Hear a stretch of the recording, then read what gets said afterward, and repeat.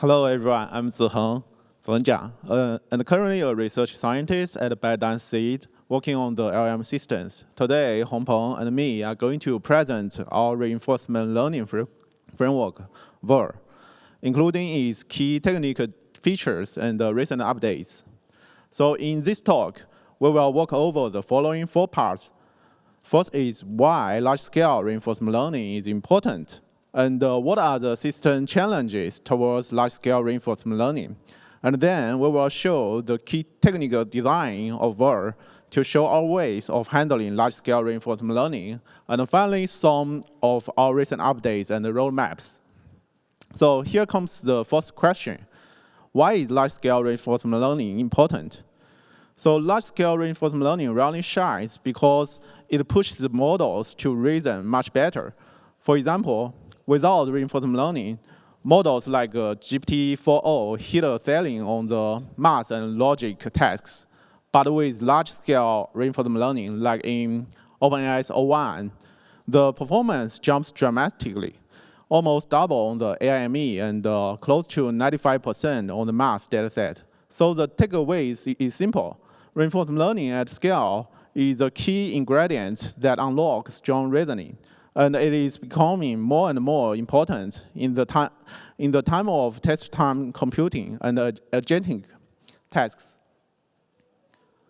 Now that we know why large-scale reinforcement learning is important, the next question is, why is building a system for it so challenging? The main reason is that reinforcement learning isn't just one model training loop. It's a complex data flow that connects multiple models, the policy model we are training, the reward model that gives feedback, and the reference model that prevents the policy from drifting too far, and the critic that estimates long-term value. On top of that, we have multiple workloads happening at once, like generation, inference, training, and synchronization, all tightly coupled.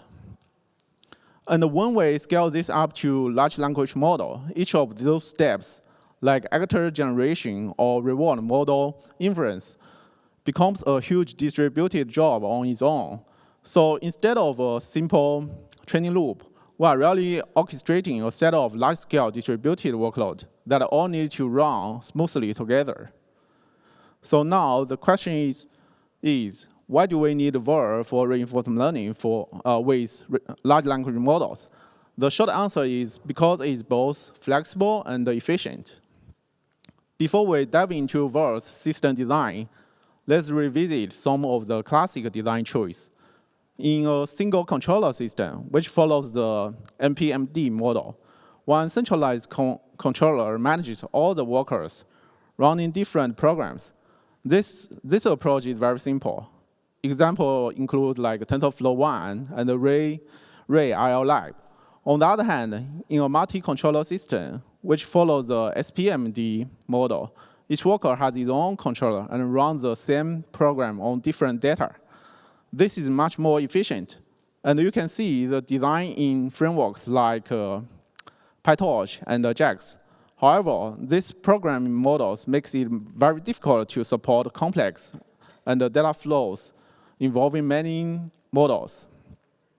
In Verl, we propose a new paradigm called the hybrid controller. The idea is simple, combine the best of the worlds. A central controller manages the algorithm logic, while multiple controllers handle large-scale parallel execution. This way, we get both efficiency and flexibility at the same time. From a developer perspective, we keep the interface simple. It still looks like a single controller. You can write the entire reinforcement learning loop in just a few lines of code, while Verl takes care of the heavy lifting underneath. As shown in the code example, a developer can simply write the code algorithm logic in a simple process. The complicated distributed training is abstracted away. On top of that, it supports a wide range of algorithms, from PPO and GRPO to neural methods like PREM and DAPO. And for efficiency, we fully leverage the multi-controller paradigm under the hood. This means support for advanced training backend like FSDP, Megatron, and the cutting-edge generation backend like vLLM and SGLang. It also integrated with modern parallelism strategies like tensor parallelism, parallelism, sequence, and even expert parallelism, as well as optimized kernels like flash attention and touch compile. This makes Verl both scalable and future-proof. And next, Hongpeng will take over and walk you through like our recent updates and what's going on the roadmap. Hello, everyone. Thanks, Ziheng, for introducing the fundamentals of Verl. And I'm Hongpeng. I'm also a research scientist at ByteDance, and also I work on Verl. Following, I will basically present the recent updates and show you what are on our roadmaps recently for Verl project. So the first update that I want to share with you is about the Agentic RL training. So basically, recently, you can see that there is a growing interest from the crowd that using RL to train LLMs to have the agentic tool using capabilities. So what's the difficulties of training such agentic tool using agents? So let's compare the two differences between a traditional, let's say RLHF style reinforcement learning, comparing with the agent tool using training. So in the traditional RLHF style RL, basically the policy model, it will just generate tokens, and mostly just text tokens. After it generates text tokens, all these responses will be forwarded to a reward model, and this reward model will give you scores. With the scores, you can pass all these informations to a trainer, and the trainer will train the model, update the weights, and finally you will have a better one. However, in the era of agentic RL using, the whole story is a little bit different. So the policy LLM, it will not only generate text tokens, it can also generate some more informations. For example, it can generate some context, some special tokens.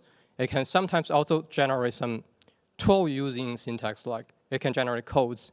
So for such scenarios, after the code is generated, let's say you are training a coding agent, so all these informations will be forwarded to a evaluation environment. So it could be a coding sandbox where there's a compiler and unit test in there. And this environment will give you feedbacks, whether your code is correct or not, or your compilation is successful or not. And with such kind of feedback signals, when the LLM's getting such kind of information, it can decide whether I want to generate another round and another round more. Only after a few such kind of rounds, the final trajectory can be confirmed, and then all these information will be forwarded to the reward model, and then for training.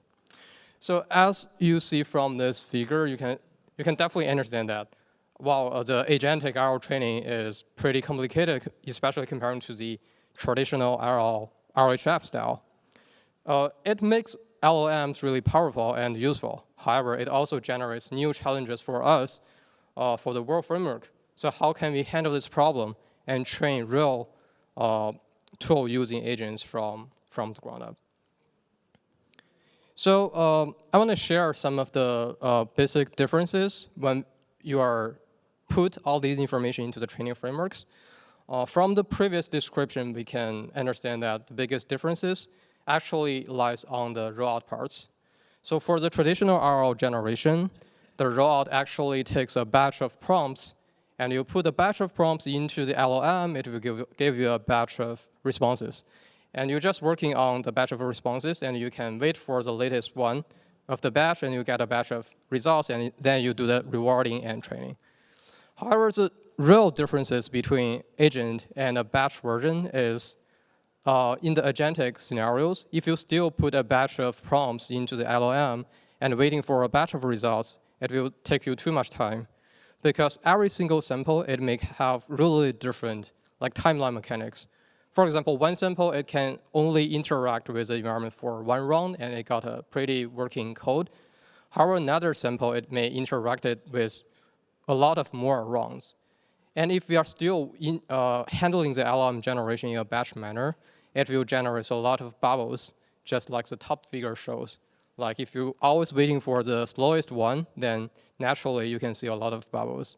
You are wasting your GPU, and you are also wasting your CPU that is supporting the sandboxes.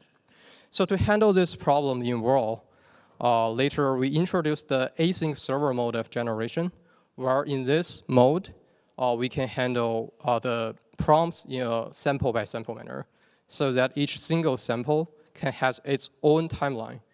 So it's just as shown in the second half of this picture. You can see comparing to the above, a lot of the bubbles are disappeared. That means we have, with this programming model, actually, we can reduce a lot of the bubbles, and we have much higher hardware utilization for both GPU and also CPU that supports the sandboxes. And wrapping all this together, actually, we presented a programming framework that is token in, token out agent loop interfaces. So basically, it is a programming model that is wrapping what we just presented. So in this agent loop, Verl will handle, it is basically creating interfaces that is acting just like a bridge between the LLM and the environments. And Verl is still handling all the logics, but it also utilizes the advanced inference engines, for example, the vLLM and SGLang. You can still using their server mode, like the generate API, to generate responses for any single prompts you get. And also in this Agentic loop interface, you can also specify whatever customized agent tool calling logics. For example, you can define whichever sandbox I want to use, how many number of turns I want to set as a max. And eventually, you can, using this interface, to have a very smooth bridge between the LLM and also the environment sandboxes. And one more thing is that in this programming interface, actually, we are using the async API to define a lot of the functions. And the good point is, with this kind of functionality, we can support high concurrencies, so that will help us having an even better hardware utilizations for both GPU and CPUs. Well, this is the first recent updates, and the second is, the second efforts that we are currently also doing is trying to push Verl to support training of large models or even huge models. For example, the DeepSeek V3 model that has 671 billion parameters. This is a huge MOE models, and currently in our repo, we actually already have a working recipe to train these huge MOE models, and one of the minimal example can run it just using like at least 96 H100 GPUs. And we are training it using Megatron training backend and using inference with cross-node tensor parallelization strategies.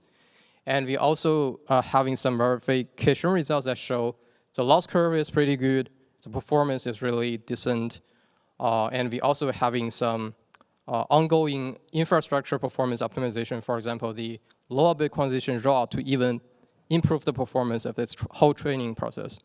So given this recipe, we can say that with Verl, you can train something like DeepSeek V3 into some more interesting reasoning model like DeepSeek R1. And if you are interested about these efforts, feel free to check our GitHub issue. There are much more details there. Except the first two efforts that I mentioned, which is agent tool using capabilities, as well as large, huge model supports. Actually, I want to mention one more thing that in my mind it is even more important than the previous two features. That is, we are currently doing a thorough refactoring of the Verl library. So the overall ultimate goal of this refactoring is to transform Verl from a framework into a more composable and more usable standardized reinforcement learning library. So basically, we try to split Verl into a few very composable modules that each of them will have really clear and well-defined APIs, so that as a user, you can import each of them and customize them to build whatever reinforcement learning framework and workflow as you want. So this is our ultimate goal, to making Verl much easier to use by all the developers. So to be more specific about this, you can look into this figure that we're trying to refactor Verl into the following 5 key components. The first is a route engine, which is handling the trajectory and trace generation.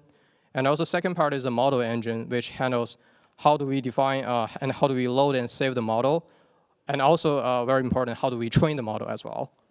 And the third component is something lying in the middle of these two, that is a weight transfer engine that is doing a very efficient weight sync from trainer to general from time to time in every step. Besides these three, another two components is the agent loop that we just mentioned in the previous updates. That is a bridge between route engine and the evaluation environments. And finally, it is a data transfer system that can handle and manages the RL data flow, which is will be much more efficient than what we are having right now. I think there are a few time, and let me show a few more details about the detailed design details of the 5 components that I just described. So definitely, ultimately, we want to make Verl a composable and customized library for standardized reinforcement learning. And for the first part, the route engine, we will fully embrace the native server mode generation. The native server mode generation is just something like we have showed in the agentic tool using scenario, where it can take each single sample and generate results. There's no coupleness of them.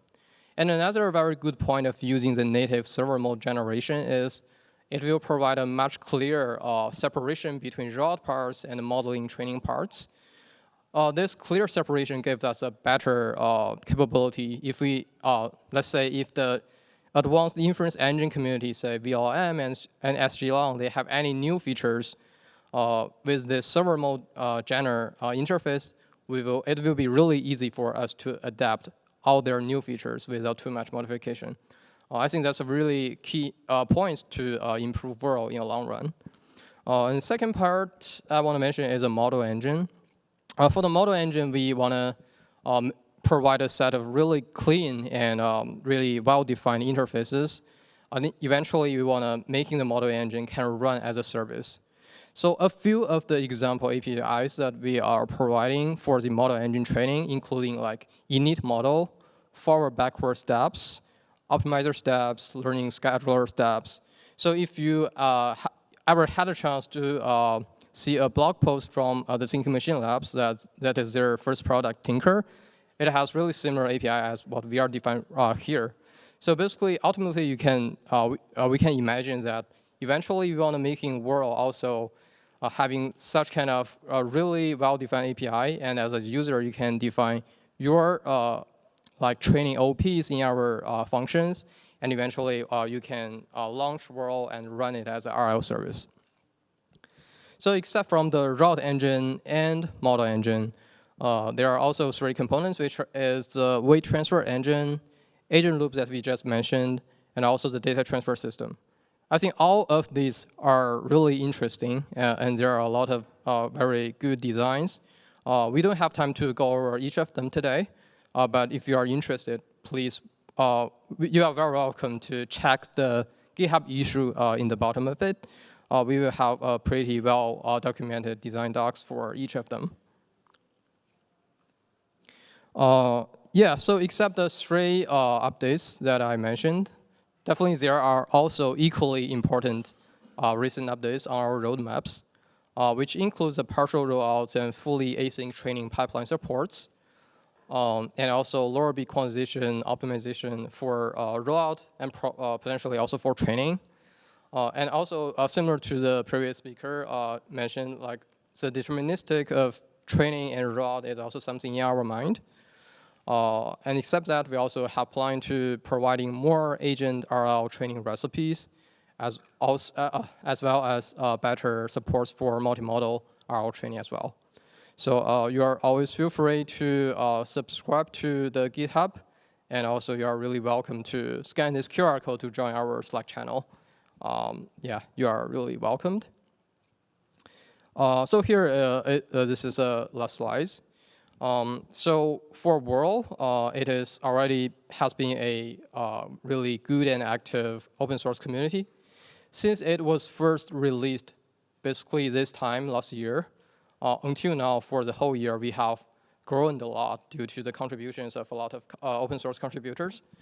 Right now, we have more than 14K stars, more than 2K forks, 2K PRs, roughly 400 contributors. And Verl has grown so much, it's all because your contributions. And because we have a lot of the recipes and a lot of the capabilities, you can see currently you can using Verl to train all kinds of RL models, all kinds of RL algorithms, probably all kinds of models and capabilities as well. So in the end, I just want to say we always welcome everyone's contribution to Verl. We are always looking forward to your next PRs, next issues, and the next bugs you find. You are always welcomed. Thank you so much. That's our presentation today.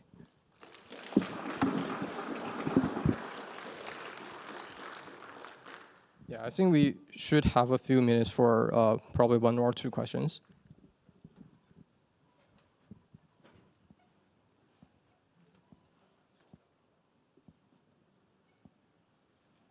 Oh, yeah.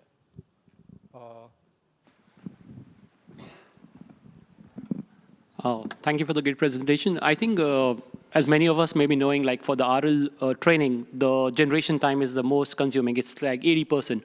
And I think you already said like you're looking at FE8 generations. So when we do this FE8 generations, is it like also important like the model should also be training in FE8? I mean, the actors should also be running in FE8, because if you're running actually that in BF16, you'll be again typecasting, downcasting, and there'll be some memory overheads that time also. And yeah, I think that this is one of the key questions which I have right now.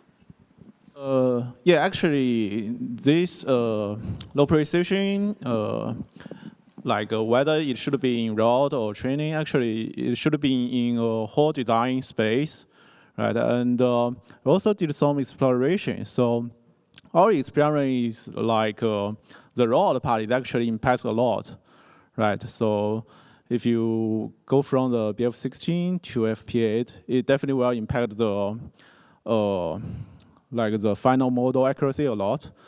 And for model training, actually, it will impact less. So in our exploration, we actually use like more fine-grained quantization method for the route part, but more like coarse-grained quantization for the training part.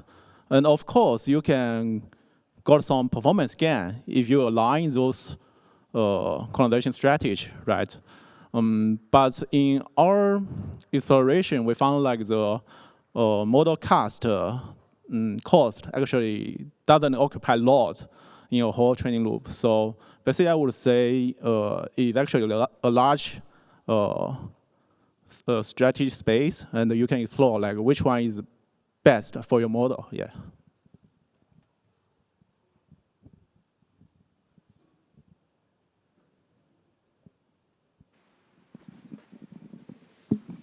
Thank you for the great talk. I have a question with regard to the primary agent use case that you support. I'm curious to learn what is the primary agents that Verl is supporting to train.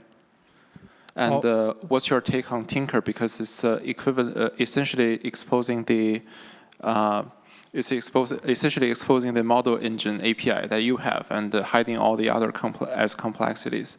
And how far do you think that the agents training will go successfully for their users? Thank you. Oh, yeah, thank you so much for the great question. I think for what type of agent tools, tasks that we are training, I think the majority of them, that is the most common of them is currently it is coding agents. I think it is a most common one.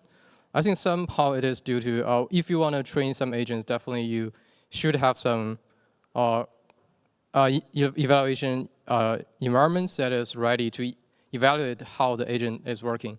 I think for coding, there are a lot of such kind of very established environments that you can use. I think probably internally there are also training of browser or deep research kind of tasks. But I think the whole thing, like the interface itself, is pretty general for any kind of agentic tool using. But what we have seen probably just these. But in the future, if there could be more evolved environments being ready, definitely we can using the agent loop to train much more type of agent tasks as well. And for the second part, I think probably we can discuss it offline because the time is up. Thank you. Thank you, everyone.